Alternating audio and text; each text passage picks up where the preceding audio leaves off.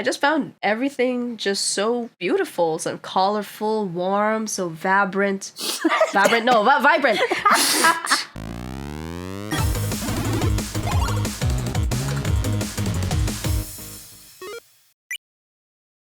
And we're back to Gaming Backlog. Oh shit! Hello, we're back to Gaming Backlog. Beena. Fuck me, so sorry. It's okay. A mini podcast where we talk about games we find interesting. I'm Shelle. And I'm Beena, and I'm human and make mistakes. Yes. But also, Shelle, Independent Games Fest. It came by so fast, and it came out and just really poofed out just like that, yeah? Yeah, it just came and went. But there's this game I found from it that I think you might like. And of course, for you guys too. That's why we're here, That's why we're here after all. Yeah, and I may have found something that you might like, or maybe some of you might like as well. So I want you to talk about yours first, Shelle. Okay. So, what caught my eye is a game I kind of expected to be some sort of survival base building game, but it wasn't at all. It's called Creatures of Ava. It's a creature saver, creature collecting, open world story driven kind of RPG. No, not kind of RPG, it is an RPG. You play as Victoria, who is on a mission to save planet Ava from the Withering, an infection that's spreading all throughout the planet. Gotta say though, intro, 10 out of 10. I loved it. The intro is kind of like an anime graphics. It's 2D. The 2D anime intro transitioned to the 3D graphics with the gameplay, so that kind of threw me off a little bit. But the sudden change in art style just disoriented me just a tad bit. After reorienting myself, I just found everything just so beautiful, so colorful, warm, so vibrant. Vibrant. Oh my god. Sorry, I meant... Oh my god.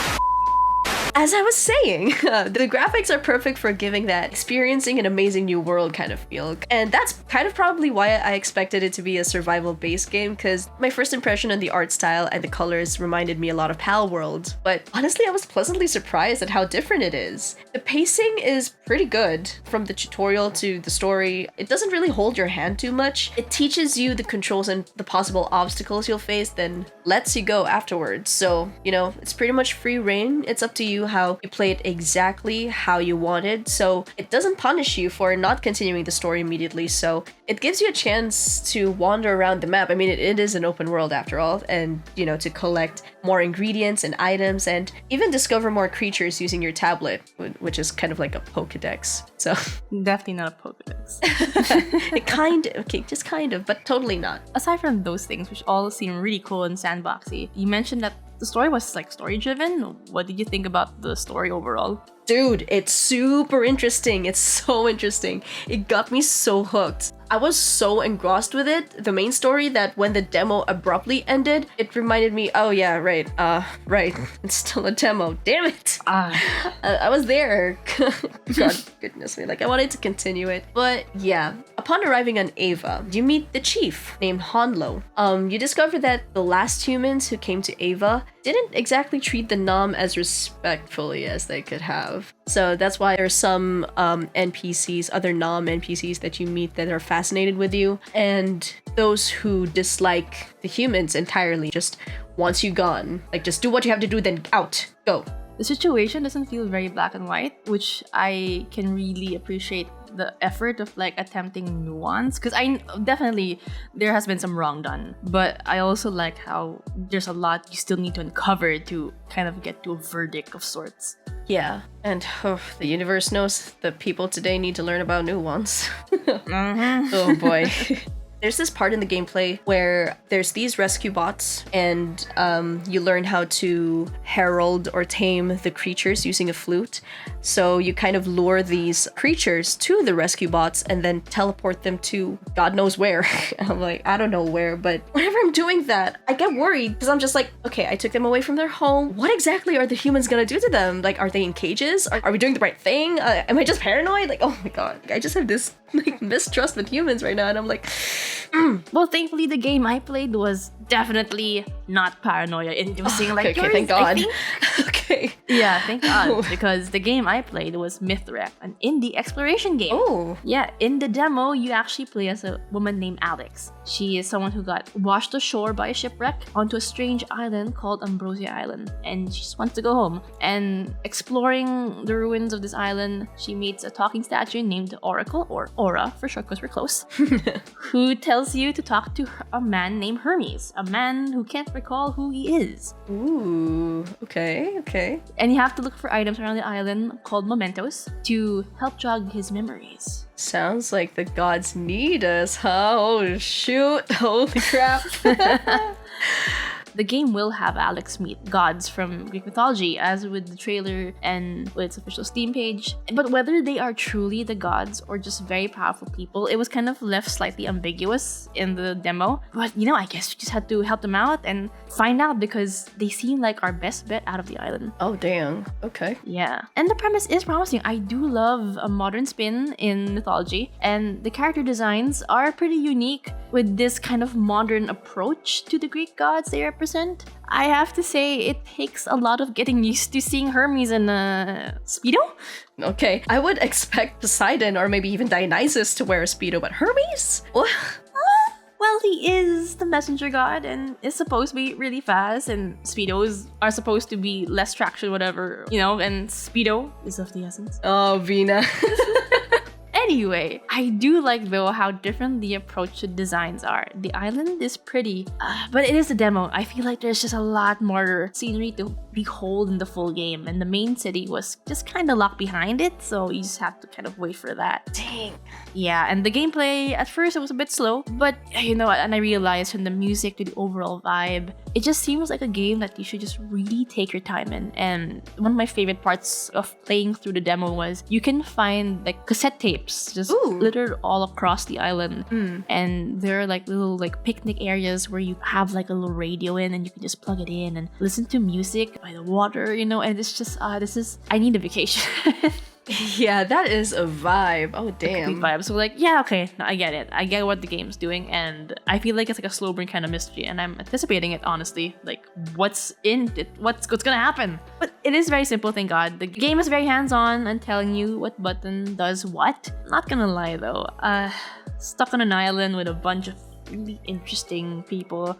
I kind of assumed it was gonna be a dating sim. Oh? I mean, okay, I don't think it is because it does not label, but it's just, maybe it's because, there's a friendship meter. My Stardew Valley drowned ass is just primed at this point to just expect something with a friendship meter. I don't know. Maybe I'm just delusional. Or, you guys. I mean, honestly, if there's a friendship meter, you just know that there's gonna be a romance option, Oh, I mean, my you did say God. they don't have their memories, and as far as they know, they're human, so, Honestly, I will think about it later, but not now. I'm not going down that well. I am pretty hyped for certain elements like sprucing up your home base. You get a lighthouse, and I was able to add in pillows, candles, and rugs.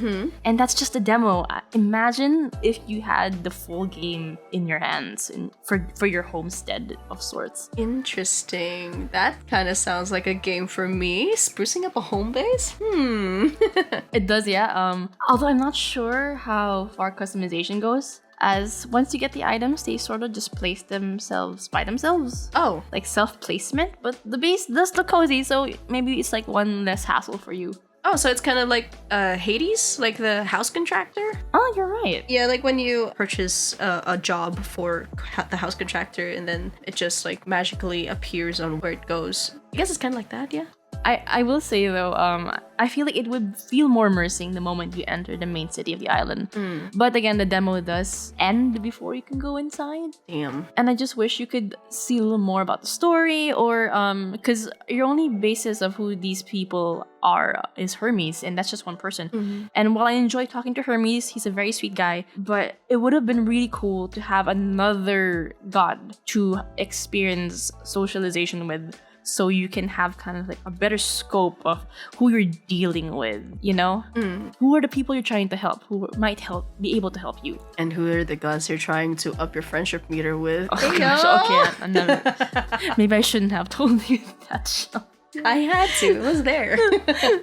But yeah, I feel like I barely scratched the surface of Mythwrecked. I think there's just a lot more underneath those layers, and the premise is already really interesting and up my alley, and I definitely want to uncover all those mysteries on Ambrosia Island. It's cool that now they've kind of potentially forgotten who they are. The gods somewhat turn to Alex to help rediscover their past. It's like a rebuilding and like maybe a reconstruction of who they are. But hopefully, again, they'll be nice enough to get us home.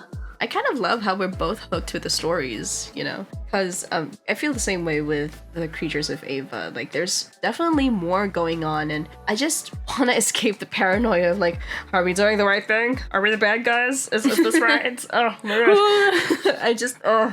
But yeah, it's a good thing that Creatures of Ava is coming soon, this August actually, so I cannot wait to learn more about the story and how it'll go. Oh yeah, and Mythwrecked is set to be released sometime later this 2024, so stay tuned as well. Nice. Gonna wishlist that later. Oh yeah. And with that, that's all the time we have. Thank you for watching this episode, y'all, and if you enjoyed any other demos or games in Indie Games Fest, and if you want us to talk about a specific game, sound off in the comments below. And if you want to keep up to date with our content and are looking for videos on all things gaming, don't forget to like and subscribe to our channel and click that notification button. And don't forget our other socials too. But for now, this has been Beena. And Shelle. And we'll see you in the next one. Goodbye.